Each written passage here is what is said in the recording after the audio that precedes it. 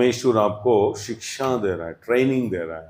ದೇವರು ನಿಮಗೆ ಶಿಕ್ಷಣವನ್ನ ಗೊಳಿಸ್ತಾರೆ. जिसको परमेश्वर शिक्षा देता है ना, वही एक बहुत बड़ा स्थान में आ सकता है। ಯಾರಿಗೆ ದೇವರು ಬೋಧಿಸ್ತಾರೋ ಅಂತವ್ರು ಮಾತ್ರನೇ ಬಹಳ ದೊಡ್ಡ ಸ್ಥಾನದಲ್ಲಿ ಬರೋದಕ್ಕಾಗ್ತದೆ. इसलिए हम एक ऊंचा स्थान में आना, हम आगे बढ़ना, हम जीतना तो शिक्षा के बिना नहीं होगा।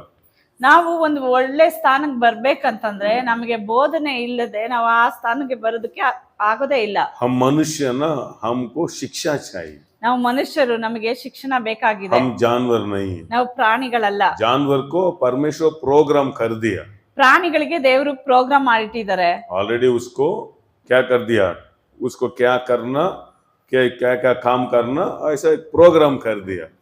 ಪ್ರಾಣಿಗಳಿಗೆ ದೇವರು ಪ್ರೋಗ್ರಾಮ್ ಮಾಡಿದ್ದಾರೆ, ಅದು ಏನ್ ಮಾಡ್ಬೇಕು, ಹೇಗಿರ್ಬೇಕೆಂಬುದಾಗಿ. इसलिए हनी भी बोलता है ना, हनी भी को क्या बोलते हैं हिंदी में, मधुमक्खी। मधुमक्खी को परमेश्वर एक प्रोग्राम दे दिया उसको। ನೋಡಿ, ಜೇನುಳುಕ್ಕೆ ದೇವರು ಒಂದು ಪ್ರೋಗ್ರಾಮ್ ಮಾಡಿಟ್ಬಿಟ್ರು. हम सभी नीचे से घर बनाते हैं, वो ऊपर से घर बनाते हैं। ನಾವು ಕೆಳಗಿಂದ ಮನೆಯನ್ನ ಕಟ್ಟಿದ್ರೆ ಅದು ಮೇಲ್ಗಡೆಯಿಂದ ಕೆಳಗೆ ಕಟ್ಟುತ್ತದೆ. आज तक मनुष्य ऊपर से नीचे घर नहीं बनाया। ಇದುವರೆಗೂ ಮನುಷ್ಯ ಮೇಲಿಂದ ಕೆಳಗೆ ತೂಗೋ ತರ ಮನೆಯನ್ನ ಕಟ್ಟಲಿಲ್ಲ. उसको कैसा सामर्थ्य दिया देखो, ನೋಡಿ ಅದಕ್ಕೆ ಎಂತ ಸಾಮರ್ಥ್ಯವನ್ನ ದೇವ್ರು है ಕೊಟ್ಟಿದ್ದಾರೆ. ना। ऐसा अमीन पूल से पूरा कलेक्ट करके स्टोर करता है, बहुत काम है। ನೋಡಿ, ಹೂವಿಂದ ಒಂದೊಂದು ಹನಿ ಜೇನನ್ನ ಎತ್ತಿ ಅದು ಸಂಗ್ರಹಿಸ್ತದೆ. बाद में मनुष्य क्या करता है, इसी से जाके वो सभी बस मनुष्य के लिए बनाया वो सभी, है ना। ಮನುಷ್ಯ ಈಸಿಯಾಗಿ ಅದನ್ನ ತೆಗೆದುಕೊಂಡು ಸೇವಿಸ್ತಾನೆ.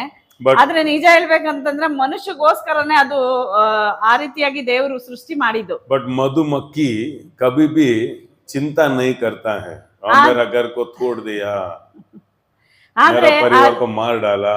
ಜೇನುಳ ಯಾವತ್ತು ಚಿಂತೆನೂ ಮಾಡಲ್ಲ, ಡಿಪ್ರೆಷನ್ ಆಗಲ್ಲ, ನನ್ನ ಮನೆಯನ್ನ ಕೆಡವ್ಬಿಟ್ರಲ್ಲ, ನನ್ನ ಕುಟುಂಬವನ್ನ ಹಾಳು ಮಾಡ್ಬಿಟ್ರಲ್ಲ ಅಂತ ಹೇಳಿ. हाँ? वो फिर से दूसरा जगह ढूंढता है, ठीक है ये जगह ठीक नहीं है, ठीक है एक दूसरा जगह में जाके, क्योंकि परमेश्वर ऐसा प्रोग्राम बना दिया, उसका आत्मा उसका माइंड में प्रोग्राम बनाया। ಅದು ಏನ್ ಮಾಡ್ತದೆ, ತಿರುಗಿ ಇನ್ನೊಂದು ಸ್ಥಳವನ್ನ ಹುಡುಕಿಕೊಳ್ತದೆ, ಇನ್ನು ಮತ್ತೆ ಕಟ್ಟೋದಕ್ಕಾಗಿ. ದೇವ್ರು ಅದನ್ನ ಆ ರೀತಿಯಾಗಿ ಸೃಷ್ಟಿ ಮಾಡಿದ್ರೆ ಅದ್ರ ಮೈಂಡ್ ಅಲ್ಲಿ ಅದು ತಿರುಗಿ ಅದೊಂದೇ ಕೆಲಸ ಮಾಡ್ತಾ ಇರ್ಬೇಕಷ್ಟೇನೆ. ಅದು हमारा घर को नाश कर दिया, हमारा परिवार को उन लोग खत्म कर दिया, मैं आज कुआं में गिर के मर जाऊंगा, ऐसा वो डिसाइड नहीं करता है। ನನ್ನ ಮನೆಯನ್ನ ಇವರು ಕೆಡಿಸ್ಬಿಟ್ರು, ಹೋಗಿ ನಾನು ಸೂಸೈಡ್ ಮಾಡ್ಕೊಳ್ಳೋಣ ಅಂತ ಹೇಳಿ ಅದು ಹೋಗೋದಿಲ್ಲ.